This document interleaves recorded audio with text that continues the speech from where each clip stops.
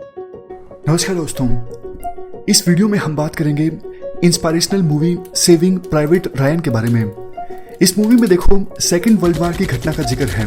Movie के starting में दिखाया जाता है यूएस आर्मी के कुछ सीनियर ऑफिशियल्स यूएस के चीफ ऑफ स्टाफ के पास जाते हैं और जाकर सूचित करते हैं 3 रायन ब्रदर्स युद्ध में मारे जा चुके हैं। और दुख की बात यह है, तीनों के मारे जाने का जो पत्र है वो एक साथ मां तक पहुंचेगा। इसके अलावा एक चौथा भाई भी है जो अभी युद्ध लड़ रहा है और कहीं मिसिंग है। तो डिस्कशन होती है क्या उस चौथे भाई को बचाया जाए। चीफ ऑफ स्टाफ फैसला ये लेते हैं अगर जेम्स रायन नरक में भी है तो उसे ढूंढ के लाओ, हम हमारे बेस्ट मैन भेजेंगे चौथे भाई को बचाने के लिए। तो अपने इस डिसीजन को जस्टिफाई करने के लिए chief of staff Abraham Lincoln का एक पुराना लेटर पढ़ते हैं जो उन्होंने एक माँ को लिखा होता है, जिसमें वो माँ को सॉरी कहते हैं युद्ध में उनके बेटे की डेथ के लिए। तो इसके बाद देखो 8 लोग जिसको लीड कर रहे होते हैं कैप्टन मिलर यानी टॉम हैंक्स। इस 8 लोगों के दल में एक मैप रीडर भी होता है, एक ट्रांसलेटर भी होता है।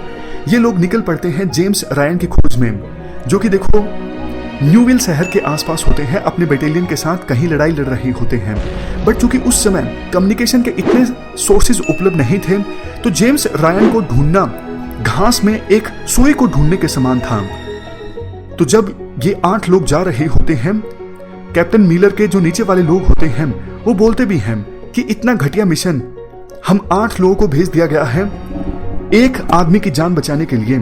तो उसके जवाब में कैप्टन मिलर बोलते हैं आप उस माँ के बारे में सोचिए जिसने एक साथ अपने तीनों बेटों को गवा दिया है, उसको कैसे महसूस होगा अगर हम उसके चौथे बेटे की इस प्रकार से जान बचाएंगे। इसके साथ साथ कैप्टन मिलर ये भी कहते हैं देखो युद्ध में एक पर्सन की कीमत है। अगर मुझे एक गोली दे दी जाए और हिटलर को 1 मील दूर खड़ा कर दिया जाए तो मैं एक गोली से पूरे जो युद्ध है उसको खत्म कर दूंगा। इसके बाद कैप्टन मिलर का दल जेम्स रायन को ढूंढते ढूंढते आगे जा रहा होता है। इसी बीच कुछ जर्मन स्नाइपर्स छुपकर कैप्टन मिलर के दल पर हमला कर देते हैं और जिसमें एक कैप्टन मिलर के साथी की डेथ हो जाती है। बहुत दुख होता है उनको। वो थोड़ा आगे जाते हैं। आगे देखो एक बटालियन में उनको जेम्स रायन मिल जाता है और कैप्टन मिलर उन्हें कहते हैं कि तुम्हें घर चलना है, तुम्हें बुलाया गया है। और बताया जाता है कि तुम्हारे भाइयों की डेथ हो गई है। जेम्स रायन जोर जोर से रोने लगता है, पूछता है मेरे भाइयों की डेथ कैसे हुई।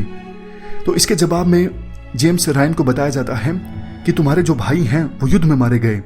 लेकिन जेम्स रायन बोलता है ऐसे कैसे, मेरे भाई तो बिल्कुल छोटे थे, स्कूल जाते थे, मेरे भाई युद्ध में कैसे मारे जा सकते हैं। इसके बाद कैप्टन मिलर जेम्स रायन से उसका पूरा नाम पूछते हैं। जेम्स रायन जवाब देता है मेरा पूरा नाम है जेम्स फ्रेडरिक रायन। पूरा नाम सुन के मिलर की जो पूरी टीम है वो उदास हो जाती है। शिट, क्यों? क्योंकि देखो जिस पर्सन को वो ढूंढ रहे थे उसका पूरा नाम था जेम्स प्राइवेट रायन, ना कि जेम्स फ्रेडरिक रायन। मतलब उनका मिशन अभी कंप्लीट नहीं हुआ है। वो रात एक खंडर में बिताते हैं और अगले दिन जहां पे जेम्स प्राइवेट रायन के होने की खबर थी न्यूविल शहर, वहां पर पहुंच जाते हैं। वहां पर देखो जेम्स रायन तो नहीं मिलता, लेकिन एक रेंजर मिलता है जो बताता है कि उसने जेम्स रायन के साथ काम किया है और वो अभी ब्रिज की तरफ है जहां उसकी बटालियन जर्मन्स के खिलाफ एक लड़ाई लड़ रही है। इसके बाद कैप्टन मिलर उसी ब्रिज की तरफ निकलते हैं जहां पर जेम्स रायन की होने की खबर है। रास्ते में उन्हें देखो 2 सैनिक मरे हुए मिलते हैं।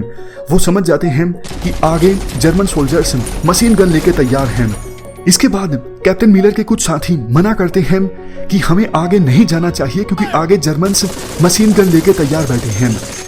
तो कैप्टन मिलर अपने साथियों को मोटिवेट करने के लिए कहते हैं देखो सैनिक इसी पल के लिए बना है। सैनिक को अपनी लाइफ में डिफिकल्ट सिचुएशन का सामना करना पड़ता है और वो डिफिकल्ट सिचुएशन अभी आ गई है। इसके बाद वो अपने एक ग्रेनेड से मशीन गन को उड़ा देते हैं। एक जर्मन सैनिक को भी पकड़ लेते हैं, लेकिन इस लड़ाई में उनके एक साथी की भी डेथ हो जाती है। जिस जर्मन सैनिक को कैप्टन मिलर का दल पकड़ता है उसे वो बोलते हैं कब्र खोदने के लिए, क्योंकि उनका एक जो सैनिक था वो भी इस छोटी सी बैटल में मारा जाता है। तो वो जर्मन सैनिक जब कब्र खोद देता है तो कैप्टन मिलर के दल के सामने एक डायलेमा आता है। कुछ लोग कहते हैं उस जर्मन सैनिक को मार दिया जाए, बट दल में एक जो मैप रीडर होता है, अब हम उसके कहने पर कैप्टन मिलर उस जर्मन सैनिक को छोड़ देते हैं। हालांकि कैप्टन मिलर के इस फैसले का टीम में विरोध भी होता है। जवाब में कैप्टन मिलर ये कहते हैं कि जब भी मैं किसी पर्सन को मारता हूं ना, तो मैं अपने घर से, अपनी वाइफ से, अपने बच्चों से और ज्यादा दूर महसूस करता हूं। इसके बाद वो आगे चलते हैं और उन्हें एक टैंक दिखाई देता है। टैंक पर बमबारी होती है और झाड़ियों में से कुछ ट्रूप्स बाहर आते हैं, यानी कुछ सैनिक बाहर आते हैं जो यूएसए के ही होते हैं। उनमें से एक होता है जेम्स रायन। जेम्स रायन के मिलने के बाद उनसे पूरा नाम पूछा जाता है। वो बताते हैं मेरा पूरा नाम है James private Ryan.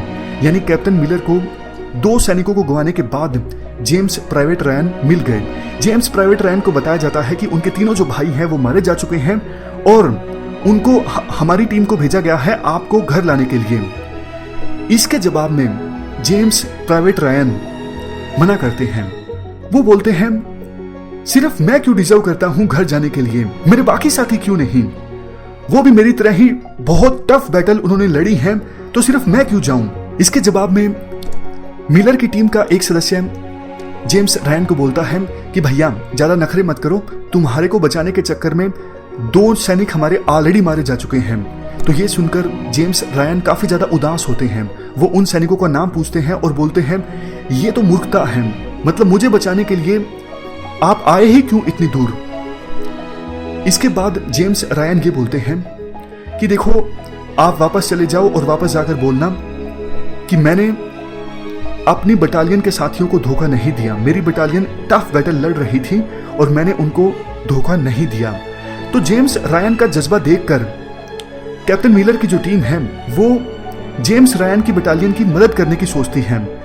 Captain Miller की टीम और जेम्स रायन की बटालियन दोनों मिलकर जर्मन्स के अगेंस्ट प्लान बनाते हैं। इसके बाद 50 जर्मन सोल्जर्स अपने 3 टैंक के साथ इनके ऊपर अटैक कर देते हैं। कैप्टन मिलर की टीम काफी बहादुर से लड़ती है, लेकिन एक एक करके उनके सैनिक मारे जाते हैं और अंत में कैप्टन मिलर को भी गोली लगती है। जब वो मर ही रहे होते हैं, उनके अंतिम वर्ड्स जेम्स रायन को होते हैं ऑन इट, ऑन दिस। इसका मतलब ये है हमेशा याद रखना कि तुमको बचाने के लिए इतने सारे लोगों ने बलिदान दिया। इन सैनिकों का तुम्हें बचाने के लिए बलिदान वर्थ था, ये तुम अपने जीवन काल में हमेशा साबित करने की कोशिश करना। देखो हमारे डेली लाइफ में भी कई बार हमें हमेशा याद रखना चाहिए हमें जो मौका मिला है उसके लिए न जाने किस किस ने बलिदान किया है। हो सकता है हमारे पेरेंट्स ने बलिदान किया हो, हमारे भाई बहनों ने बलिदान किया हो, तो हमें उस मौके का पूरा फायदा उठाना चाहिए। क्योंकि देखो बहुत से लोग ऐसे भी हैं जिन्हें कभी मौका मिल ही नहीं पाता।